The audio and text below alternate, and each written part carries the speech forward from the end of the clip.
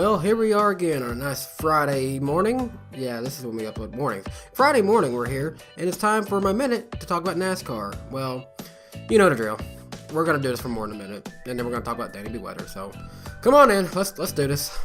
Uncle Greg, is that you? Greg Biffle starts off the news this week as he announced that he is set to run in 2 Truck Series races this year, and it looks like those races will be at Texas and Charlotte Motor Speedway. From Adam Stern, he reports that several NASCAR tracks are expected to only get single-year deals in the future as far as scheduling their tracks for the NASCAR season. And I think this could possibly be stemming from the horrible attendance that we saw at the Bristol Spring Race last year, so that's my hypothesis on it. I'm not going to get into too much detail on this show as we talked about it more on the podcast that was on my channel this week, but we have seen probably the biggest media meltdown this week, and it all started really with Jim Utter saying that he thought that Barstool Racing had done something, but then the people at Barstool ended up saying no, they weren't even there in Las Vegas. And what happened? Jim Utter blocked everyone having to deal with Barstool, so that I guess they can't contact him no more, and he thought that would magically save everything, but no, it led into some mass chaos. We'll just say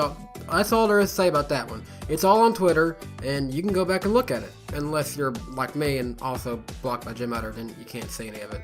Jim, why do you have me blocked? I didn't really do anything to you. I don't get it. The Nashville Fairgrounds Speedway has actually got a new logo that's been created for them. That is a great sign, especially considering that everything I've been seeing, the Formosa family who was running the Speedway, no longer running it, but now all of a sudden they've got a new logo. That's a really good sign. Per Adam Stern, Coca-Cola really wants to push their new Coke energy drink, and one of these ways is to promote it into NASCAR. We've already seen it on Bubba Wallace's car, but now they are actually set up to sponsor Richmond Raceway's esports team in iRacing this year with the number 46 car. So after taking a 200-mile-per-hour stock car to the driver's roof, I guess we found out what is the best therapy for that? Well, according to Ryan Newman, it's fishing. He got to go do some bass fishing this week, and if you know me, I love my fishing too, so I'm very happy to see Ryan Newman got to go out and do something like fishing. That's very relaxing, really good therapy for him. If you recall back to one of the first episodes of Danny B Names a Minute for this year, I touched on a tweet that I put out on Twitter that actually went pretty viral, where I suggested that the 24 team of William Byron take the opportunity to use their numbers and pay tribute to the late Kobe Bryant, who sadly passed away this year. And I suggested originally to do this at the Daytona 500. Well, it didn't happen at Daytona 500. However, this weekend at Auto Club, it is happening. He will be driving number 24 Exalta with Lakers colors car, and even though I saw some designs that came out this week and the weeks prior with a car that looked like it had, the flame paint scheme but in the Lakers colors, it was announced that they weren't going to do that because it would have been seen as distasteful because of the nature of Kobe Bryant's death, and I get that entirely. So overall, I'm very happy with the way this tribute car looks. William Byron will not be the only driver paying tribute to Kobe Bryant this weekend, as Ryan Blaney and the Body Armor Company will also be paying tribute to him, running the snakeskin, which is appropriate because they called Kobe Bryant the Black Mamba, and it is in Lakers colors. If you didn't know, Kobe Bryant was a big contributor to the Body Armor Company. Body Armor is a big part of Ryan Blaney.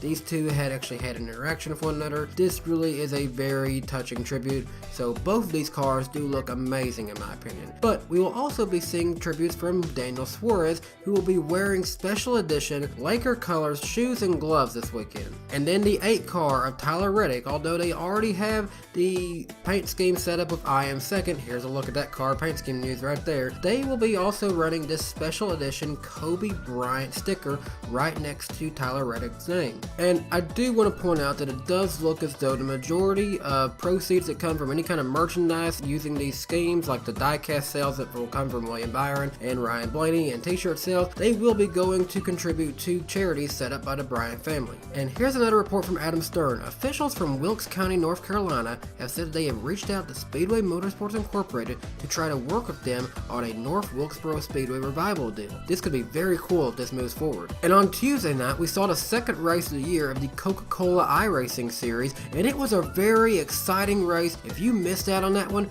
go back and rewatch it. That was some really close racing by those guys. They put on a great show, and in the end of it, Ashton Crowder, driving number 77 car, he was able to time it perfectly in the last few laps and pick up the win just barely over Garrett Lowe. The top 10 includes Ashton Crowder first, Garrett Lowe second, Bobby Zalinski third, Jake Nichols fourth, Christopher Overland Sutherland in 5th, John Gorlinski in 6th, Casey Kerwin in 7th, Jimmy Mullis in 8th, Blake Reynolds in 9th, and Jarl 10, if I said that correctly, ends up in the top 10. So here's some more Twitter drama that happened this week in the world of NASCAR. Parker Kligerman, he put something on Twitter regarding the qualifying spin out that Angela Ruck had in the Truck Series. He said, let's raise the qualification standards for the top 3 series. Side note, I can't wait till a woman driver absolutely laps the field one day. Truly, we are the only sport that men and women can compete on equal grounds. Can't wait till super talented women are throughout the field. If that wasn't controversial in and of itself, what Angela Ruck said in follow-up to that was even worse. She said,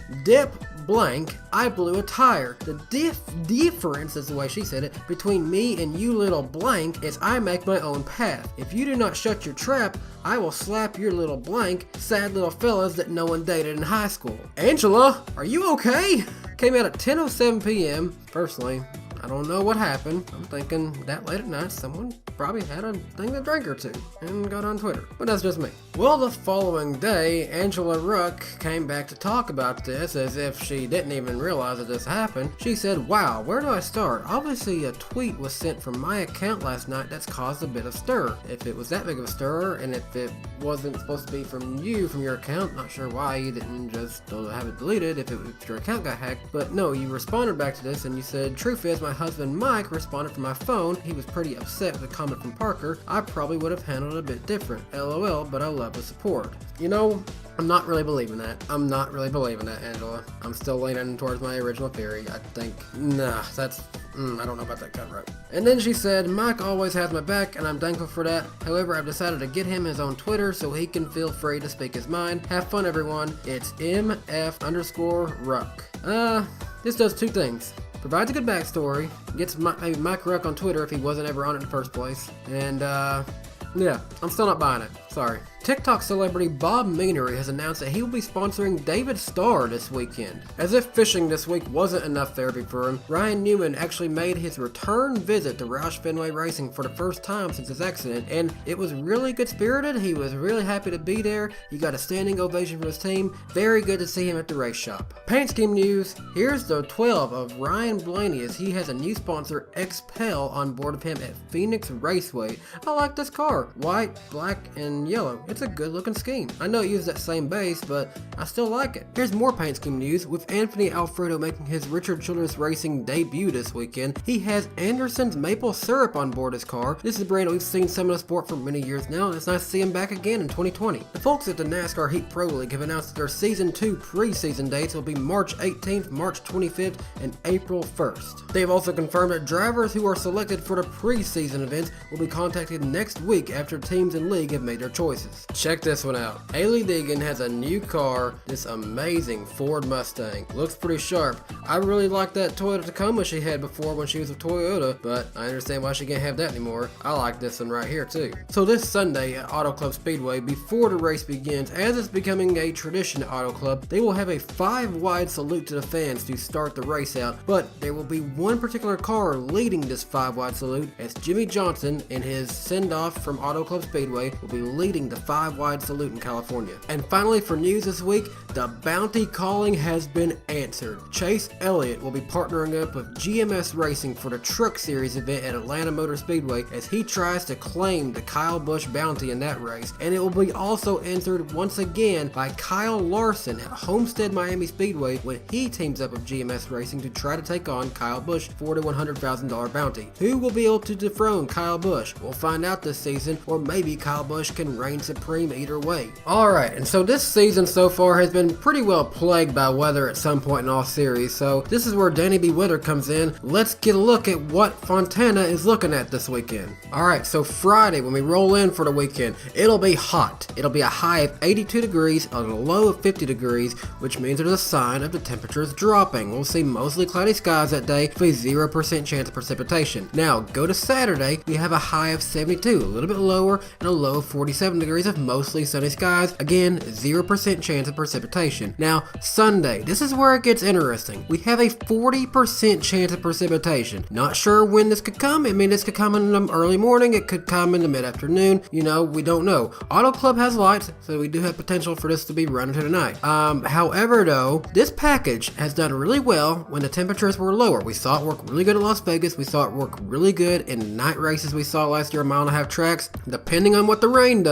this should be a great race on Sunday. A high of 57 degrees and a low of 41 degrees. I think that provided the rain holds off, we could be in for a great race at Auto Club. And I don't want it to be run on Monday, but I'll just let you know, Monday we are looking again at a high of 64 degrees, so could still see great racing even if it is rain on Monday, but fingers crossed, we'll push it to an Auto Club night race if we have to. And that'll do it for Friday's edition of Danny B Needs a Minute. I thank you so much for coming in to check out all the NASCAR news from my point of view this week, and I'll be sure to see you again on Monday following the race on Sunday, and hopefully following the race on Sunday. Hopefully we're not having to do this on Tuesday, but hope you all have a great weekend. It's been great having you here again, and once again, I appreciate you for watching my videos so much. It really does help me and my wife, my whole family a lot, and we'll see you next time. Have a good day. Bye, guys.